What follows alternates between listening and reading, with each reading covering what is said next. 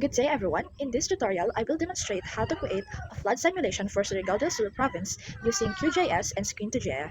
This framework combines GIS, digital elevation models, terrain visualization, and animation techniques to simulate possible flood situation at different water levels. The simulation will help identify vulnerable low-lying areas and visualize how flooding may expand from 5 meters up to 25 meters above sea level. By the end of this demonstration, we will have a produced 3-dimension flood visualization and an animated flood progression video that can support disaster risk reduction planning and community awareness initiatives.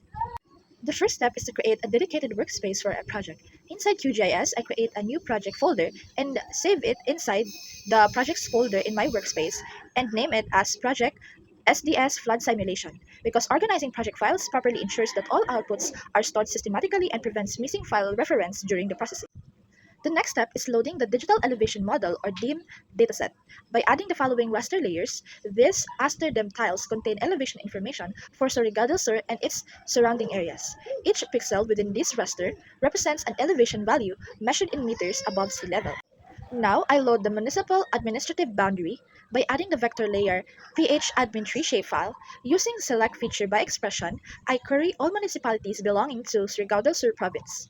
After selecting the municipality, I export them as a new shapefile named sts_munis.shape file. Now I customize the symbology of the municipality by assigning a suitable outline color and transparent fill. To improve map readability, I enabled labels to use the admin3 attribute field so that the names of the municipality are displayed directly on the map. Now that the elevation data has been loaded, I merge the 5 raster tiles into a single DEM. I navigate the raster miscellaneous, then merge. I add all the raster DEM files into a merge operation. For assign specific node data value, I input 0. The processing profile remains set to default, and the output file is named aster SDS merge. After processing, a continuous elevation surface covering the entire province is generated. To improve terrain visualization, I apply magma color ramp to Aster SDS. Before proceeding, I also modify the symbology of the original DEM tiles. For each raster layer, I apply the magma color ramp and enable invert color ramp. I then modify the color corresponding to the value 0 and assign RGB 0, 150 to 55. This blue color represents surrounding water bodies such as oceans in coastal areas. Doing so improves visual distinction between land and water and creates a more realistic terrain representation. To focus analysis only on Surigao del Sur municipalities, I perform raster clipping. I navigate to raster extraction, then clip raster by mask layer. The input raster is the Aster SDS merge and the mask layer is the SDS municipality shapefile. The output of the raster is named as Aster SDS merge clip.tif. This operation removes elevation data outside the province and creates a DEM specifically for a study area. To improve the rain realism, I generate a hillshade raster. Using raster analysis tools, I calculate hillshade from Aster SDS merge clip.tif, and then the output is saved as Aster SDS merge underscore clip hillshade.tif. After generating the hillshade, I set the transparency to 30% because the hillshade simulates sunlight illumination and highlights terrain features such as ridges, valleys, mountains, and coastal plains.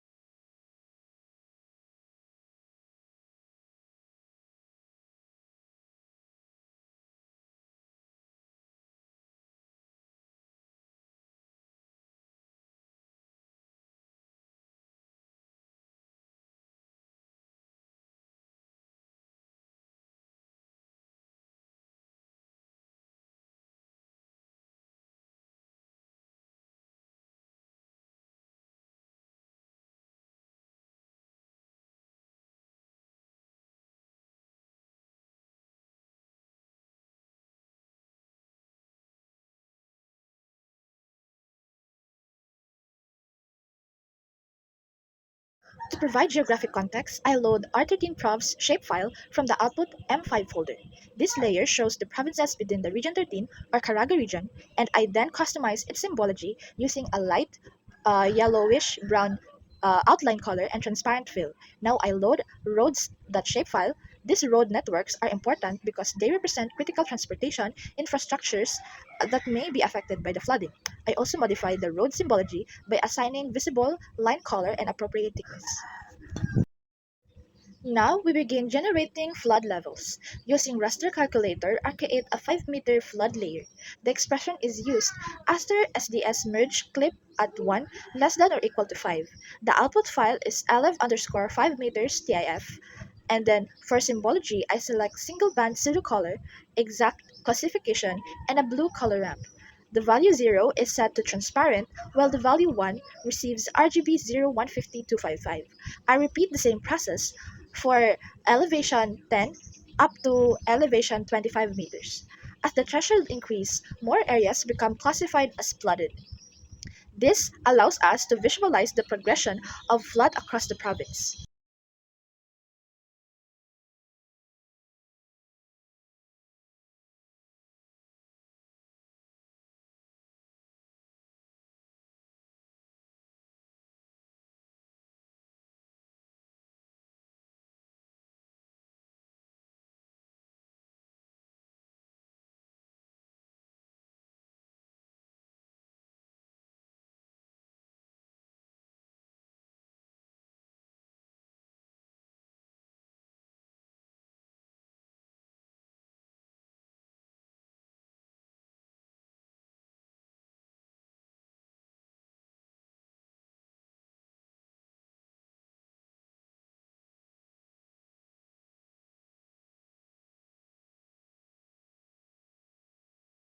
To focus on local communities, I add PH16 shapefile, and using the select feature by expression, I select barangays belonging to Tandag and Tagum municipalities. The selected features are exported and saved as Tandag Tagu Barangay shapefile because these barangays will help illustrate the localized impact of flooding within a highly vulnerable communities.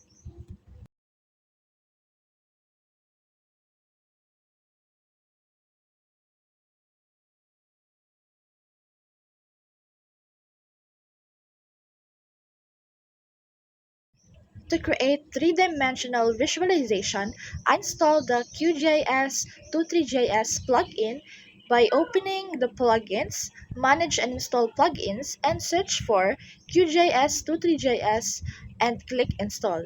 To support 3D rendering, I open Command Prompt as administrator and navigate to the Programs file where QGIS Python 312 is located, and then I install the required web engine packages using the a Python -m pip install pyqt web engine. This packages enables interactive 3D scene rendering within QGIS. Before generating the 3D model, I change the coordinate reference system. I select the APSG 32651, which corresponds to the WGS 84 UTM Zone 5 and 1 North. This projection system is appropriate for the Philippines and ensures accurate spatial measurements and terrain rendering.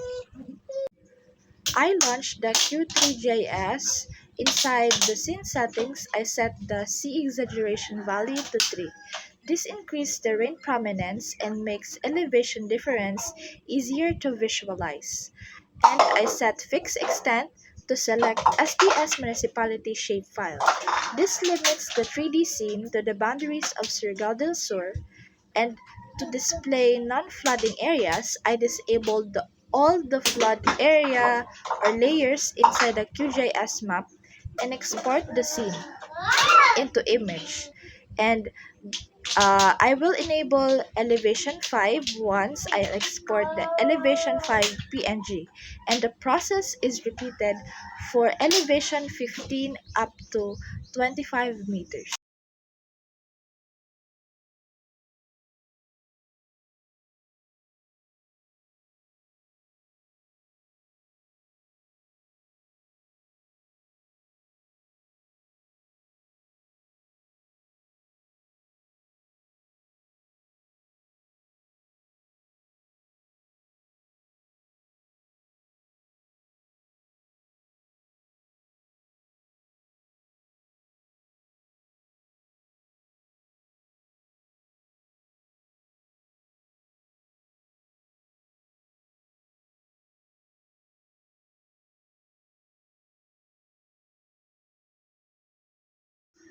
Next is I create a flood animation inside the QGIS 23GS and I add shock, and within this shock I create multiple keyframes.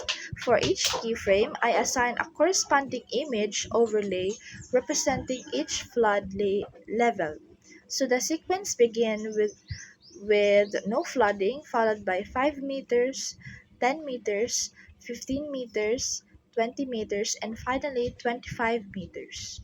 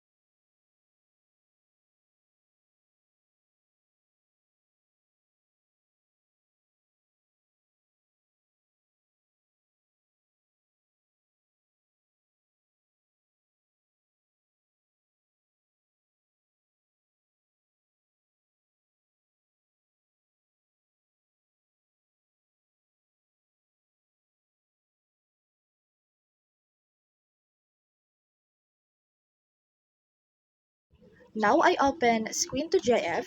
I import the image beginning with no flooding and ending with elevation 25 meters. Inside the editor are applied the fade transition effects between image. Each transition is configured with the a delay of 200 millisecond. I preview the animation to verify smooth scene transition, and finally I save the project as SDS flood simulation and using.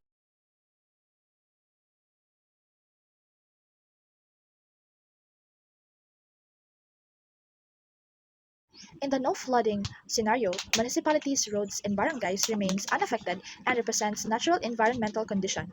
In the elevation 5-meter scenario, low-lying coastal communities began showing signs of flooding. Areas near river mounts and coastal plains become vulnerable.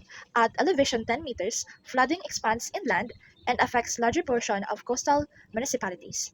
Critical infrastructure such as roads may experience disruption, and at elevation 15 meters, significant expansion of flooding becomes visible, and additional residential and agricultural areas become susceptible to flood hazards. At elevation 20, flooding reaches broader sections of the province. Transportation networks and community access routes may become increasingly compromised, and at elevation 25 meters, the simulation demonstrates the extreme flooding scenarios. Extensive portion of the low elevation communities become inundated, highlighting areas requiring evacuation, planning, and the disaster preparedness measures. Therefore, this flood simulation for Surigao del Sur province can assist local government units, disaster management agencies, researchers, and community stakeholders in understanding the potential flood impacts and developing more effective mitigation strategies. And that's all for my tutorial in flood simulation for Surigao del Sur provinces. Thank you for watching.